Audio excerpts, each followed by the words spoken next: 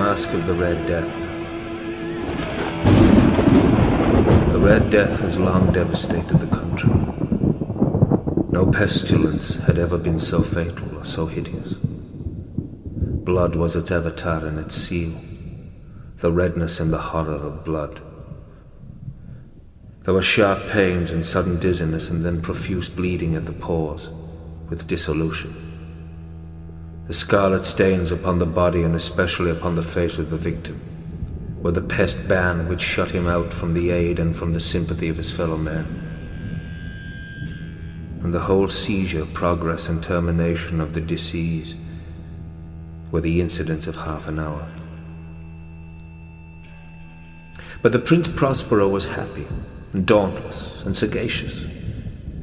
When his dominions were half depopulated, he summoned to his presence 1,000 hale and light-hearted friends from among the knights and dames of his court, and with these retired to the deep seclusion of one of his castellated abbeys. This was an extensive and magnificent structure, the creation of the prince's own eccentric yet august taste. A strong and lofty wall girdled it in. This wall had gates of iron. The courtiers, having entered, brought furnaces and massy hammers and welded the bolts. They resolved to leave means neither of ingress or egress to the sudden impulses of despair or of frenzy from within. The abbey was amply provisioned. With such precautions the courtiers might bid defiance to contagion. The external world could take care of itself. In the meantime it was folly to grieve or to think. The prince had provided all the appliances of pleasure. There were buffoons, there were improvisatori, there were ballet dancers, there were musicians, there was beauty, there was wine. All these and security were within. Without was the Red Death. It was toward the close of the 5th or 6th month of his seclusion, and while the pestilence raged most furiously abroad, that the Prince Prospero entertained his 1,000 friends at a masked ball of the most unusual magnificence. It was a voluptuous scene, that masquerade. But first, let me tell you of the rooms in which it was held. There were 7, an imperial suite. In many palaces, however, such suites form a long and straight vista, while the folding doors slide back nearly to the walls on either hand, so that the view of the whole extent is scarcely impeded. Here the case was very different, as might have been expected from the Duke's love of the bizarre.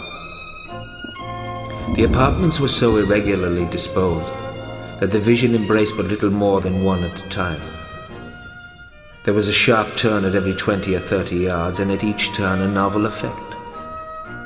To the right and left in the middle of each wall, a tall and narrow Gothic window looked out upon a closed corridor which pursued the windings of the suite. These windows were of stained glass, whose colour varied in accordance with the prevailing hue of the decorations of the chamber into which it opened. That at the eastern extremity was hung, for example, in blue, and vividly blue were its windows. The second chamber was purple in its ornaments and tapestries, and here the panes were purple. The third was green throughout, and so were the casements. The fourth was furnished and lighted with orange, the fifth with white, the sixth with violet. The 7th apartment was closely shrouded in black velvet tapestries that hung all over the ceiling and down the walls, falling in heavy folds upon a carpet of the same material and hue. But in this chamber only, the colour of the windows failed to correspond with the decorations. The panes here were scarlet, a deep blood colour.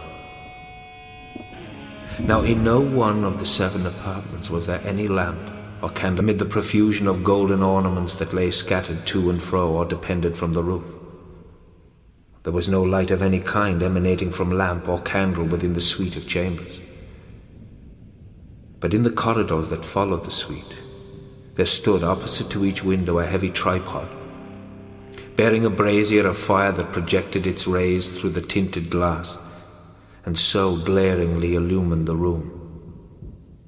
And thus were produced a multitude of gaudy and fantastic appearances.